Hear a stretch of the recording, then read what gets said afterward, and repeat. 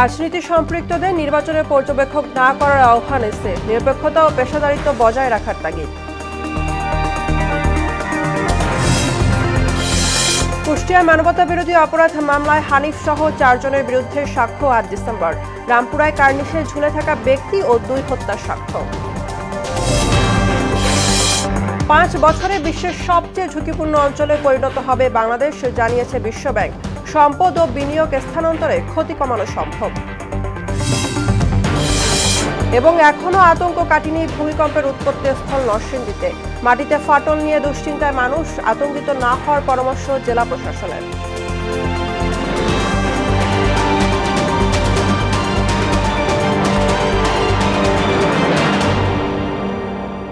আসসালামু আলাইকুম, সবাইকে মোহনা সংবাদে স্বাগত। শুনছিলেন শিরোনাম, পুরো সংবাদের সঙ্গে আছি আমি বুশরা জাহানিমা। রাজনীতিতে সম্পৃক্ত সদস্যদের পর্যবেক্ষক না করার আহ্বান জানিয়েছেন প্রধান নির্বাচন কমিশনার এএমএম নাসির উদ্দিন। সকালে আগারগাঁও নির্বাচন কমিশনে বিভিন্ন পর্যবেক্ষক সংস্থার সঙ্গে সংলাপে তিনি আহ্বান জানান। অতীতের ভুল পুনরাবৃত্তি না করার পরামর্শ দিয়ে সংস্থাগুলোকে নিরপেক্ষতা ও পেশাদারিত্বের সঙ্গে দায়িত্ব পালনের নির্দেশনা দেন সিইসি। কুষ্টিয়ায় 6 জনকে হত্যাসহ মানবতাবিরোধী অপরাধের মামলায় আওয়ামী লীগের যুগ্ম সাধারণ সম্পাদক মাহবুবুল আলম হানিফ সহ 4 জনের বিরুদ্ধে প্রথম সাক্ষীর সাক্ষ্য গ্রহণ হবে 8 ডিসেম্বর। মঙ্গলবার আন্তর্জাতিক অপরাধ ট্রাইব্যুনাল 2-এর সূচনা বক্তব্য উপস্থাপন করেন প্রসিকিউটর মিজানুল ইসলাম। সূচনা বক্তব্যে এ মামলায় 6 জনকে হত্যার নির্দেশদাতা হিসেবে তাদের জড়িত থাকার পটভূমি তুলে ধরা হয়। এ মামলায় মোট সাক্ষী 38 জন। এদিকে ট্রাইব্যুনাল 1-এ রামপুরায় কার্নিশে ঝুলে থাকা আমির হোসেনকে গুলি ও 2 জনকে হত্যার ঘটনায় মানবতাবিরোধী অপরাধের মামলারও সাক্ষ্য গ্রহণ অনুষ্ঠিত হয়। এ বিষয়ে আমরা বিস্তারিত উপস্থাপন করি এবং অনারেবল ট্রাইব্যুনাল সামগ্রিক দিক বিবেচনায় তাদের বিরুদ্ধে ফরমাল চার্জ এবং সাক্ষ্য প্রমাণ অন্যান্য বিবেচনায় নিয়ে অভিযোগ গঠন করে। কাজেই আমরা অনারেবল ট্রাইব্যুনালকে ইতিপূর্বেই সন্তুষ্ট করতে সক্ষম হয়েছি, বোঝাতে পেরেছি যে এই আসামিদের বিরুদ্ধে অত্যন্ত শক্ত প্রাথমিক কেস আছে। জলবায়ু পরিবর্তনের কারণে 2030 সালের মধ্যে বিশ্বের সবচেয়ে ঝুঁকিপূর্ণ অঞ্চলে পরিণত হবে বাংলাদেশ সহ দক্ষিণ এশিয়ার ঘনবসতিপূর্ণ দেশগুলো। বিশেষ করে বাংলাদেশ, ভারত ও পাকিস্তানকে এর ভয়াবহ প্রভাব মোকাবেলা করতে হবে বলে জানিয়েছে বিশ্বব্যাংক। তবে সরকারি, বেসরকারি ও কমিউনিটি পর্যায়ে প্রাতিষ্ঠানিক ও অংশীদারত্বমূলক কার্যক্রম বৃদ্ধির মাধ্যমে জলবায়ু সংকটের বুদ্ধিদীপ্ত সমাধান করতে পারে বাংলাদেশ। সোমবার বিশ্বব্যাংক প্রকাশিত ফ্রম রিস্ক টু রেজিলিয়েন্স শীর্ষক প্রতিবেদনে এ কথা বলা হয়েছে। বেসরকারি খাতের সম্পদ ও বিনিয়োগ উপযুক্ত স্থানে সরিয়ে নেওয়া হলে জলবায়ু সংকটজনিত ক্ষয়ক্ষতি 1/3 কমানো সম্ভব বলে প্রতিবেদনে দাবি করা হয়েছে। সংস্থাটি রাস্তাঘাট নির্মাণ, স্বাস্থ্যসেবা সহ প্রয়োজনীয় পদক্ষেপ নিতে বলছে, যা কর্মসংস্থান বৃদ্ধি করবে এবং মানব সম্পদের সুরক্ষা দেবে। সাম্প্রতিক সময়ে 2টি ভূমিকম্পের উৎপত্তিস্থল নরসিংদীতে এখনো আতঙ্ক কাটেনি। বিশেষ করে মাটিতে ফাটল ধরা নিয়ে বেশি দুশ্চিন্তা জেলাবাসীর। স্থানীয়দের আতঙ্কিত না হওয়ার আহ্বান জানিয়ে জেলা প্রশাসন বলছে, ভূমিকম্পে উপজেলা ও ইউনিয়ন পর্যায়ে ক্ষয়ক্ষতির তালিকা প্রস্তুত করা হচ্ছে। মাহবুবুর রহমানের প্রতিবেদন, জানাচ্ছেন তাহসিন তারিন। সাম্প্রতিক সময়ে এমন ভূমিকম্প দেখেনি বাংলাদেশ। 21 নভেম্বর শুক্রবার 5.7 মাত্রার কম্পনে হতবম্ব পুরো দেশ, যার উৎপত্তিস্থল ছিল নরসিংদী। 3 দিন পার হয়ে গেলেও আতঙ্ক কাটেনি জেলাবাসীর। কয়েক সেকেন্ডের কম্পনের ভয়াবহ অভিজ্ঞতা এখনো তাড়া করছে তাদের। ভূমিকম্পের পর সরকারি কলেজ মাঠ, জেলা প্রশাসকের কার্যালয় মাঠ সহ বিভিন্ন রাস্তায় গভীর রাত পর্যন্ত অবস্থান করেন নরসিংদীর মানুষ। যে কোনো সময় আবারও হতে পারে ভূমিকম্প, এমন আতঙ্কের কথা জানান স্থানীয়রা। এত আতঙ্কের মধ্যে আছি, বুক ধরফর করে, ভালো লাগে না। বিশেষ করে নরসিংদীবাসী একটু বেশি আতঙ্কিত, যেহেতু এটা উৎপত্তি স্থল হলো গিয়া নরসিংদী মাধবদী থেকে। নরসিংদী জেলার যারা আছে সবাই আমরা আতঙ্কের মধ্যে আছি। যে ভূমিকম্প হয়েছে, এরকম ভূমিকম্প আমরা আর কখনো দেখি নাই। ভূমিকম্পে উপজেলা এবং ইউনিয়ন পর্যায়ে ক্ষয়ক্ষতির তালিকা প্রস্তুত করে 48 ঘন্টার মধ্যে রিপোর্ট দেওয়ার নির্দেশ দেওয়া হয়েছে বলে জানান জেলা প্রশাসক। তবে আগামী 48 ঘন্টার মধ্যে আজকে জেলা দুর্যোগ ব্যবস্থাপনা কমিটি সবার মাধ্যমে আমি নির্দেশনা দিয়েছি। আগামী 48 ঘন্টার মধ্যে উপজেলা পর্যায়ে এবং জেলা পর্যায়ে সকল অফিসের ক্ষয়ক্ষতির তালিকা সহ এবং ক্ষয়ক্ষতির পরিমাণ সহ আমাদের দাখিল করা হলে তখন আমরা সার্বিকভাবে সরকারের সংশ্লিষ্ট কর্তৃপক্ষকে জানাবো এবং আপনাদের নিকট উপস্থাপন করব। ভূমিকম্পের সময় আতঙ্ক নয়, প্রয়োজন সচেতনতা, এমনটাই বলছে স্থানীয় প্রশাসন। এসব বিষয়ে যাতে জনগণ বিভ্রান্ত না হয় এবং জনস্বার্থ ক্ষতিকর কোনো কিছু না ঘটে সেজন্য এই বিষয়গুলোর প্রতি নজরদারি করার জন্য। তাহসিন তারিন, মোহনা সংবাদ। এ নিয়ে আরও জানাতে নরসিংদী থেকে যুক্ত হচ্ছেন সহকর্মী মাহবুবুর রহমান।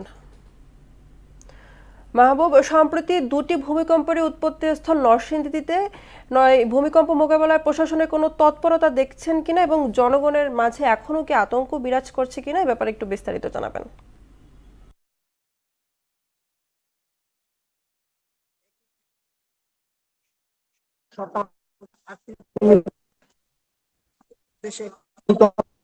গেছে এই স্থল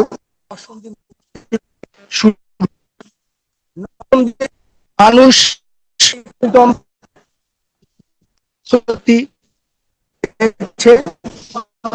যেটা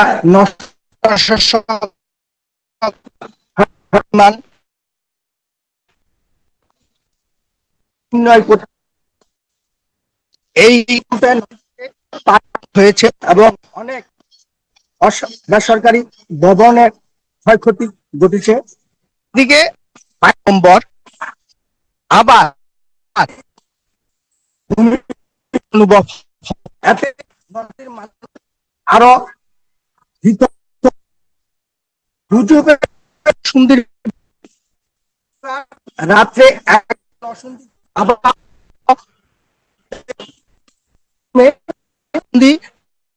মানুষকে বের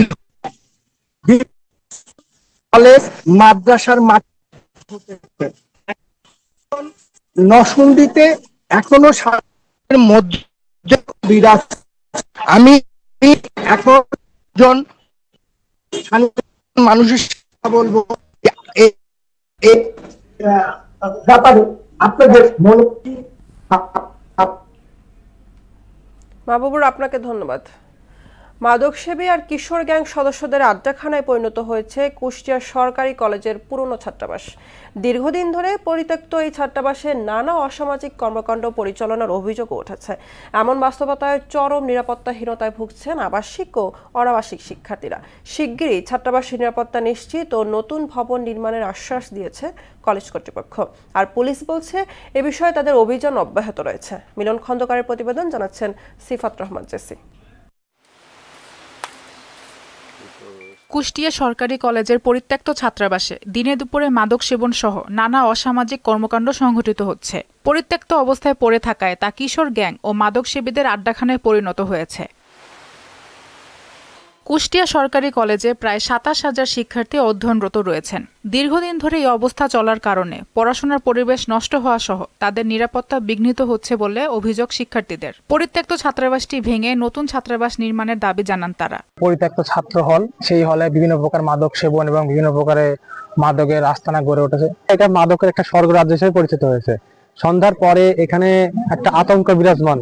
হোস্টেলের কোনো সিকিউরিটি রাত্রে থাকে না, যে কোনো নেশাদ্রব্য লোকজন এসে আমাদের হোস্টেলে ঢুকে পড়ে। আমাদের যদি সিট বরাদ্দ হতো কিছু, তাহলে আমাদের অনেক সুযোগ সুবিধা হতো। পুরাতন বিল্ডিং গুলো ভেঙে যদি নতুন বিল্ডিং করা যায় ছাত্রাবাস, তাহলে ছেলেদের বা পুরো কলেজের যারা বহিরাগত অনেক দূর থেকে পড়াশোনা করতে আসে তাদেরও উপকার হবে। পুরনো হোস্টেলে মাদক সেবীদের আনাগোনার বিষয়টি স্বীকার করে কুষ্টিয়া কলেজের অধ্যক্ষ জানান, শিক্ষার্থীদের নিরাপত্তায় দ্রুত পদক্ষেপ নেওয়া হবে। যারা মাদক সেবী কুষ্টিয়ার, তারা সেখানে মাদক সেবার উদ্দেশ্যে সেখানে আগমন করে। আমরা ঊর্ধ্বতন কর্তৃপক্ষ, আমরা ডিজি অফিসে, মন্ত্রণালয়ে আমরা ওটাকে রিমুভ করার জন্য আমরা কাগজপত্র পাঠিয়েছি। মাদকের বিস্তার রোধে নিয়মিত অভিযান পরিচালনার কথা জানান কুষ্টিয়া মডেল থানার ভারপ্রাপ্ত কর্মকর্তা। আমরা প্রায় ওই জায়গায় অভিযান করি। মাদক দেখি এখন যদি এরকমই হয় আমরা যে স্টুডেন্টকে মোবাইল কোড করতে পারি কিনা। কলেজ কর্তৃপক্ষকে বলছি যে আপনারা স্টুডেন্টদের এটা নিরুৎসাহিত করবেন যেন এখানে না যায়, মাদক সেবন না করে।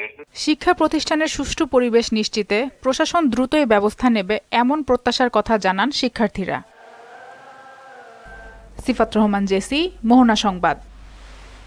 কক্সবাজারের টেকনাফ সীমান্তে অভিযান চালিয়ে বিপুল পরিমাণ ইয়াবা উদ্ধার করেছে বর্ডার গার্ড বাংলাদেশ। গত 3 দিনে টেকনাফ ব্যাটালিয়ন মোট 6টি অভিযানে প্রায় 4.5 লাখ পিস ইয়াবা জব্দ এবং 10 জনকে আটক করেছে। বিজিবির অধিনায়ক লেফটেন্যান্ট কর্নেল আশিকুর রহমান বিষয়টি নিশ্চিত করেছেন। আটক ব্যক্তি ও জব্দকৃত মাদক টেকনাফ মডেল থানায় হস্তান্তরের প্রক্রিয়া চলছে। ঝালকাঠিতে ক্রেতা বিক্রেতার সমাগমে জমজমার সুপারি কেনাবেচার হাট। দেশের বিভিন্ন জেলা থেকে চাষি পাইকার ভিড় জমান রাজপুরের সাতুরিয়া সুপারির এই হাটে। প্রতি হাটে কেনাবেচা হচ্ছে 50 থেকে 60 লক্ষ টাকার সুপারি। চলতি মৌসুমে ফলন এবং দাম ভালো হয় খুশি চাষিরা। মোহাম্মদ রুহুল আমিন রুবেলের প্রতিবেদন জানাচ্ছেন আফরিন পপি। দেশের অন্যতম বৃহৎ ঝালকাঠির রাজাপুর উপজেলার সাতুরিয়ার সুপারির হাট, যেখানে ভাদ্র থেকে কার্তিক এই 3 মাস প্রতি হাটে 50 থেকে 60 লক্ষ টাকার সুপারি বেচা কেনা হয়। পাইকাররা এখান থেকে সুপারি কিনে রাজশাহী, পাবনা, দিনাজপুর, ঝিনাইদহ সহ দেশের বিভিন্ন জেলায় পাঠাচ্ছেন। সেই সাথে সংরক্ষণ করে কানাডা, সুইজারল্যান্ড সহ বিশ্বের বিভিন্ন দেশেও পাঠানোর পরিকল্পনা রয়েছে।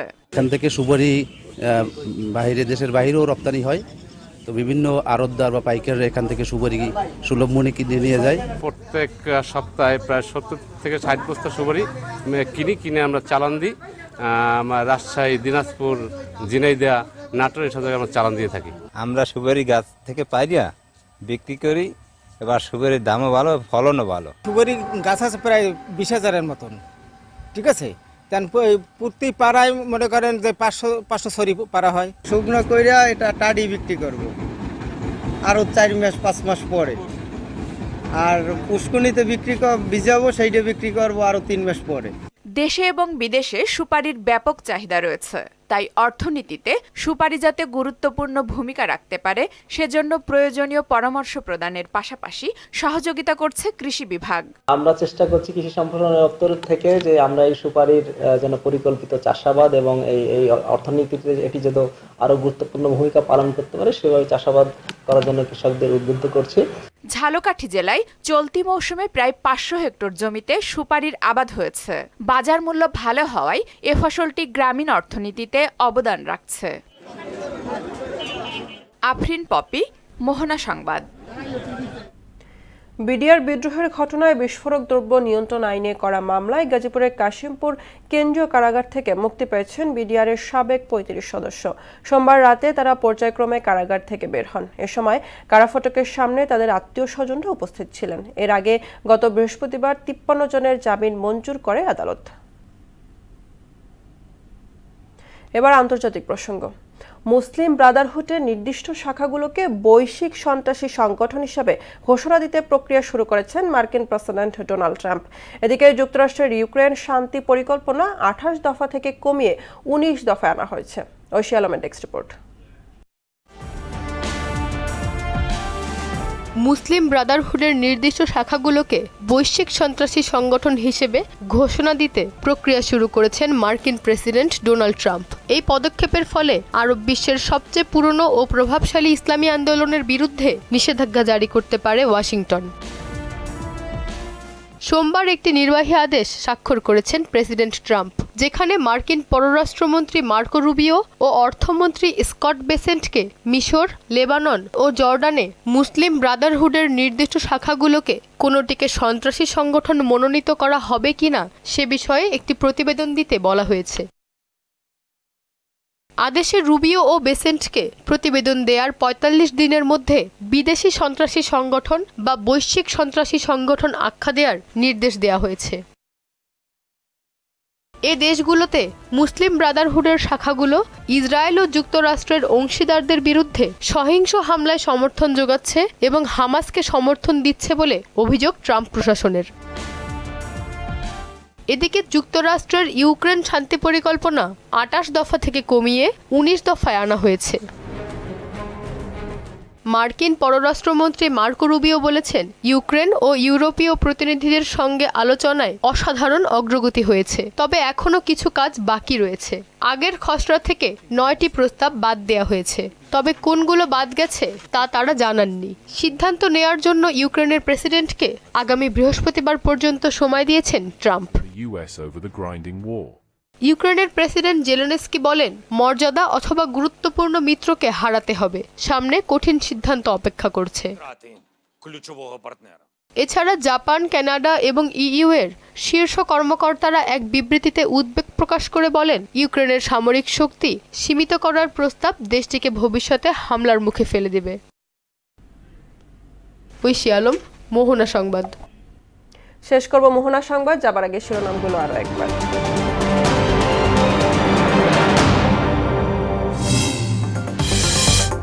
রাজনীতি সম্পৃক্তদের নির্বাচনে পর্যবেক্ষক না করার আহ্বান এসেছে, নিরপেক্ষতা ও পেশাদারিত্ব বজায় রাখার তাগিদ। কুষ্টিয়ায় মানবতা বিরোধী অপরাধ মামলায় হানিফ সহ 4 জনের বিরুদ্ধে সাক্ষ্য 8 ডিসেম্বর। রামপুরায় কার্নিশে ঝুলে থাকা ব্যক্তি ও 2 হত্যার সাক্ষ্য। 5 বছরে বিশ্বের সবচেয়ে ঝুঁকিপূর্ণ অঞ্চলে পরিণত হবে বাংলাদেশ, জানিয়েছে বিশ্বব্যাংক। সম্পদ ও বিনিয়োগ স্থানান্তরে ক্ষতি কমানো সম্ভব। এবং এখনো আতঙ্ক কাটেনি ভূমিকম্পের উৎপত্তি স্থল নরসিংদীতে। মাটিতে ফাটল নিয়ে দুশ্চিন্তায় মানুষ, আতঙ্কিত না হওয়ার পরামর্শ জেলা প্রশাসনের।